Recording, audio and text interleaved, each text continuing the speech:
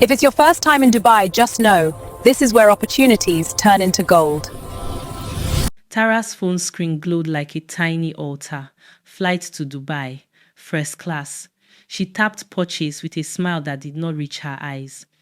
On Instagram, she was the queen of soft life, champagne breakfasts, silk dresses, and ocean view penthouses. But offline, her credit alerts came like thunder after a strange rain. She told herself money was money and blessings were blessings. She told herself no one would miss a few girls who loved danger. The first time had happened by accident, or so she claimed. A friend drowned on a yacht. The next morning, Tara woke up to a bank balance she could not explain. Someone messaged her, "You have been noticed." She said it was destiny. The second time, she agreed to a small task. Now she hovered over a new name, Amaka. Childhood friend, honest, loud, loyal. Tara whispered, "Just one more trip," and hit send. Lagos traffic hummed like a warning drum as Tara drove to a hidden bar in Victoria Island. Inside, a woman with a gold scarf and a voice like ice waited.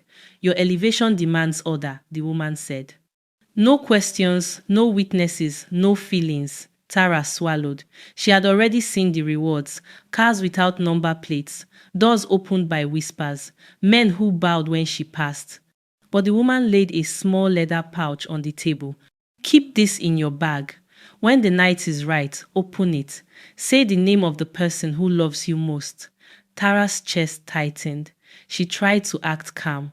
"What if I walk away?" The woman smiled. "You don't walk away from doors that opened by blood." Outside, the sky thickened. Tara's conscience spoke in Amaka's voice. She silenced it with music, cash, and the lie she told herself. "I am not a bad person. I'm just doing what the world does quietly." Amaka worked as a teacher in Surulere. Her life was simple: chalk on fingers, children who ran to hug her, rent due on the 30th. When Tara's message came, "Babe, let's do Dubai," my treat, Amaka laughed out loud. "God has answered me," she told her neighbor. She didn't see the shadow behind the gift. She remembered burning evenings in their childhood, when Tara cried about poverty and swore she'd escape it by any means. Amaka had said, "Not every means." Now she pressed her palms together and said a quick prayer. At the airport, Tara hugged her too long. Amaka smelled fear under the perfume but shook it off. In the plane, Tara was all jokes and selfies. Amaka posted, "From Surulere to the sky." She didn't know she was trending toward a night that would test the meaning of love, loyalty, and the terrible cost of admiration. Dubai shimmered like a mirage with teeth. Glass towers beat the sun. Fountains danced like money-learning ballet. Tara walked as if the city belonged to her. Amaka floated, happy and grateful. At the hotel, a concierge whispered Tara's name with respect. In their suite, gifts waited: bags, shoes, a necklace that looked like frozen sunlight. "For you," Tara said, pushing the necklace toward Amaka. "You deserve a soft life too." Amaka's eyes watered. She was not used to being chosen. They toured the souks, rode in a desert convoy, and laughed until their ribs hurt. Yet every night, Tara stood at the balcony, gripping the leather pouch. The wind sounded like someone calling her. She stared at Amaka sleeping, phone tucked under her cheek, mouth slightly open. Tara tried to remember the first day they met. She found only the numbers in her bank and a voice that said, "Finish what you started." At the Dubai Marina, a stranger brushed past Tara and murmured, "Debt does not forget its owner." Tara spun, but the woman vanished into the crowd. That evening, Amaka noticed the distance in Tara's eyes. "You okay?" she asked, stirring tea. "You are here, but not here." Tara's smile was brittle. "Just tired, babe." Amaka squeezed her hand. "I'm proud of you. You climbed out. I knew you would." The praise felt like a knife. Later, Tara received a text from a hidden number. "Tonight, roof, 2 a.m. She told herself it could be about a deal or some elite club. At 1:58 a.m., she slipped out, leaving Amaka sleeping. On the roof, the city looked gentle, like a giant night lamp. The gold scarf woman appeared from the shadows, offering a small blade. Say her name, she said softly, and freedom will sign your account again. Tara's hands shook. There must be another way. Not for queens, came the answer. Back in Lagos, gossip brewed like hot pepper soup. Two girls who had traveled with Tara in the past had gone silent online. Their last posts were geotagged, with luxury rooftops, then nothing. A young blogger named Kola sensed a pattern. He pinned photos on a board, Tara in white, Tara in blue, Tara with different girls, and always the same gold bracelet on her wrist. Kola wrote, "Soft life or soft lies." He reached out to Amaka, who replied with voice notes full of joy. "My friend is good," she said. "Don't spoil her name." But as Amaka spoke, a power cut plunged her Lagos apartment into darkness miles away. She didn't know Kola had already booked a flight. He wanted the truth more than clicks. Meanwhile, Tara wired money to her mother in Benin City, tears breaking past her lashes. She promised herself she would stop after this. Greed always says after this. Tara stood on the roof again, the blade cold in her palm, the pouch heavy like a guilty heart. The ritual did not need blood, only breath and words, yet it felt like murder. "Say her name," the woman whispered, eyes gleaming. "Say the one who loves you." Below, the city roared with quiet luxury. Tara pictured rent receipts, school fees, and her mother's breathing machine. She saw how money solved pain like magic. Then she saw Amaka, how she shared food in secondary school, how she shielded Tara from bullies, how she sent small money even when she had little. Tara's lips trembled. She could not say Amaka's name. The woman smiled thinly. "You delay your crown." Tara gasped. "Take me instead." The woman shook her head. "Blood binds. Love pays. The universe wants what you value." Tara slid the blade back. "No." The woman's smile died. "Then the universe will collect interest." Trying to outrun her choice, Tara booked a desert camp night. Drums beat under a purple sky. Dancers spun like sparks. Amaka shouted over the music, "This is the best day of my life." Tara tried to feel joy, but fear gnawed like rats.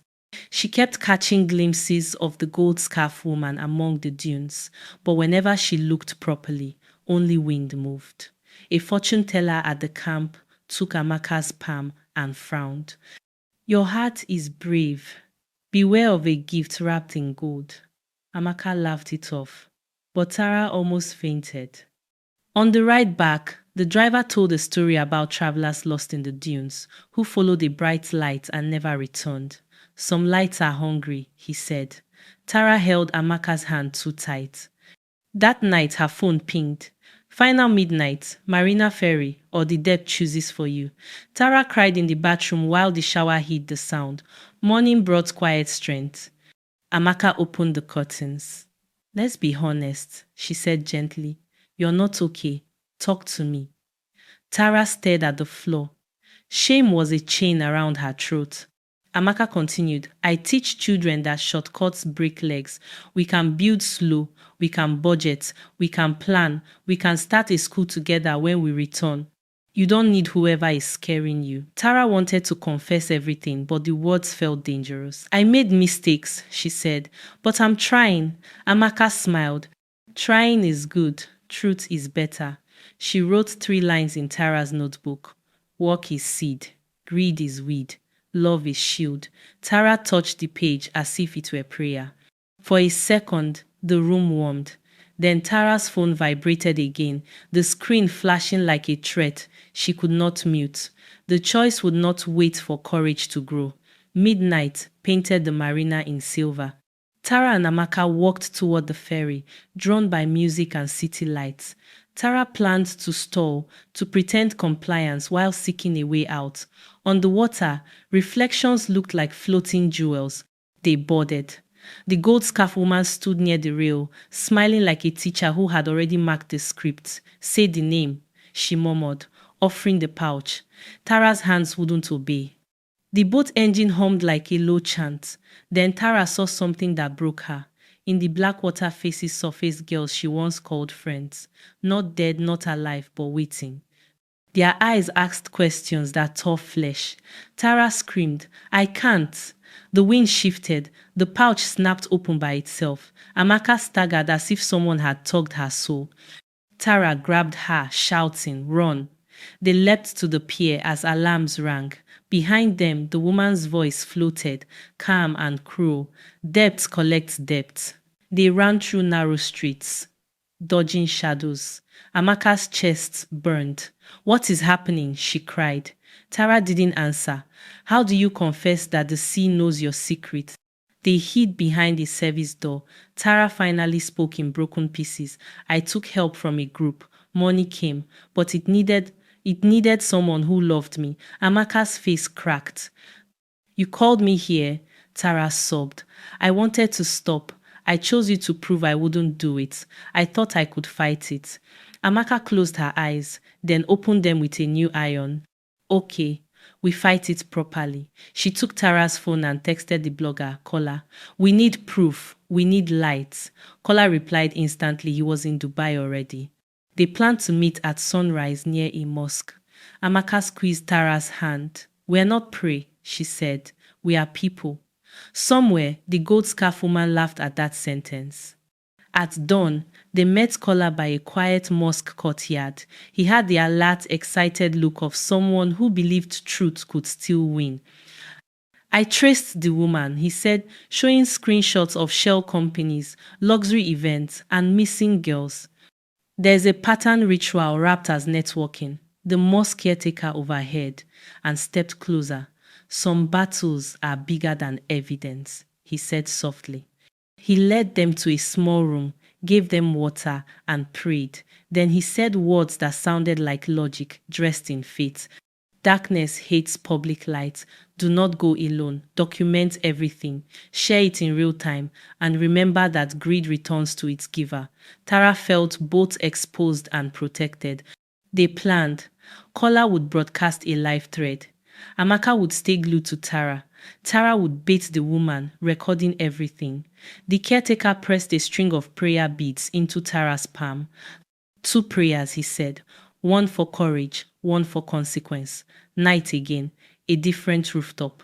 Tara messaged the woman, "I'm ready." Kola's live thread pulsed with watchers and warnings. Amaka adjusted a tiny recorder under her scarf.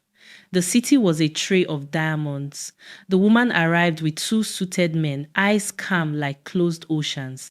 "You ran," she said, "but hunger runs faster." Tara lifted her phone so the camera caught the woman's face. "Tell me the rules," she said, voice steady. "Tell me how money appears." The woman spoke easily, as if teaching a masterclass. "We honor the simple law, value for value. You bring love, we bring luxury. The world respects exchange." Kola posted the clips in real time. Comments exploded. The woman's smile twitched. "Turn that off," she hissed. Tara didn't. The suited men moved forward, but Amaka stepped in with eyes like steel. "You will not touch her," she said. The wind rose. Somewhere below, police sirens began to taste the air. Blue lights painted the rooftop edge. The woman's calm crackled. "Do you think police can arrest the wind?" she asked. But fear had slipped into her tone. Tara pressed on. "What happens to the girls?" The woman's eyes hardened. "They become what paid your bills." Amaka winced. Kola kept the feed rolling. The woman called Tara by her childhood name, the one only Amaka used. "Tarinoro," she said softly. "The world hurts poor girls. We gave you one weapon. Do not drop it." Tara thought of hunger, shame, and doors slammed in poor faces. She thought of her mother's sighs. Then she looked at Amaka standing, unbroken, choosing her again. "There must be another weapon," Tara whispered. The sirens grew louder. The woman stepped back toward the shadow. "Depth is patient," she said. "It will meet you at home, or in your sleep, or in your hearts, and it always collects." The police reached the rooftop, but the woman dissolved into the crowd, like smoke changing its mind. They took statements. Caller handed over files. The officers were interested but cautious. This city likes order, one said. Keep your phones on. Back at the hotel, Tara and Amaka packed fast. Tara's hands shook as she removed the gold necklace from Amaka's neck. No more gifts from Hungry Lights, Amaka said, half smiling. They booked the earliest flight to Lagos. In the taxi, Tara stared at the string of prayer beads. One bead cracked suddenly, soundless and clean. Amaka caught it. What does that mean? Tara whispered. The driver glanced in the mirror. Sometimes protection breaks to warn you, not to fail you. As the plane lifted, Tara felt lighter. But when she checked her bank, the balance surged again, more than ever. A message followed. Interest applied. We prefer stubborn queens. Lagos felt both safe and sharp. They went straight to Tara's mother in Benin City. Mama hugged them, eyes tired but loving. I know when money is smiling too much, she said. Tell me the truth. Tara fell to her knees and confessed everything. Mama did not shout. She fetched water, made them sit, and told a story about her own youth, how a quick deal in the market tied her to a depth of gossip for years. Every shortcut is a road with hidden tolls, she said. They called a pastor and an imam two neighbors who respected each other more than they argued. The men prayed, spoke wisdom, and reminded Tara to fix what could be fixed, report the network, return suspicious assets, serve and cut the channels that fed her greed. Amaka helped Tara draft a public statement. Kola prepared a documentary. The city listened, but the debt had its own plan. An invitation arrived with no sender. A charity gala in Lagos, rooftop venue, for girl-child education. Tara hesitated, then decided to face the spotlight with truth. We show up for the girls, she said. They arrived in simple dresses, no diamonds, no noise. The gold scarf woman stood by the bar like a painting that learned to breathe. See, she said, gesturing to the banners. We care for girls too. Tara's stomach turned. Amaka pressed record on her phone. The woman leaned in. One last exchange. Give us what you love most. We give you a life without fear. Or refuse and we take back all you stole from fate. Tara thought of Mama's medicine, the children Amaka taught, the girls who disappeared. Take it back, Tara said quietly. Take everything. The woman's smile did not reach her eyes. Everything includes the receipts, she said. And sometimes, the receipt is our life. Power cuts. The rooftop went dark. Only the city's distant glow remained. The crowd murmured. The woman raised her hand, and the air tightened. Tara felt a tug inside her chest, as if an invisible thread had hooked her heart. Amaka grabbed her. Stay with me! Kola's camera flickered. The woman spoke words Tara didn't understand. The wind answered. Tara's bank alerts began to reverse money flying out like birds freed. Jewelry tarnished. The gold bracelet on her wrist cracked. She gasped in relief, but the tug grew stronger. You don't get to choose the form of repayment, the woman said. You wanted wealth without work. Now you give us love without condition. Amaka stepped forward. Then take me, she said. Voice steady. Tara screamed. No! The ground swayed. For the first time, the woman looked surprised. Choice, pure and bright, appeared in the dark like a small stubborn star. Amaka's offer changed the air. The tug loosened. The woman frowned. You are offering freely. Amaka nodded. Love chooses. It is not harvested. The woman's rules trembled. Kola's live stream caught every second. People across the city watched, prayed, shouted. Mama whispered a psalm over a weak radio. The imam and the pastor stood side by side in the courtyard, palms lifted. Tara fell to her knees. Take me, she cried. I started this. The woman looked from Tara to Amaka, then to the camera, then to the night. Death wants what you value, she said. You value her more than yourself. So the equation holds. She opened the pouch. Wind roared. Tara felt herself separating, memory untying from bone. She saw the faces in the water again. Forgive me, she begged. In that last moment, she remembered the 3 lines in her notebook. Work is seed. Greed is weed. Love is shield. Only one shield remained. Morning came with soft harmattan light. News spread. The network's faces were exposed by callers' footage. Arrests began. The gold scarf woman vanished like a rumor that lost its teeth. Tara was gone, her body found beside the church, where she once sold plantain as a girl, her face peaceful in a way that broke hearts. Amaka spoke at a small memorial in Surulere. Tara wanted to escape hunger, she said, voice steady. But hunger of the soul is not fed with blood.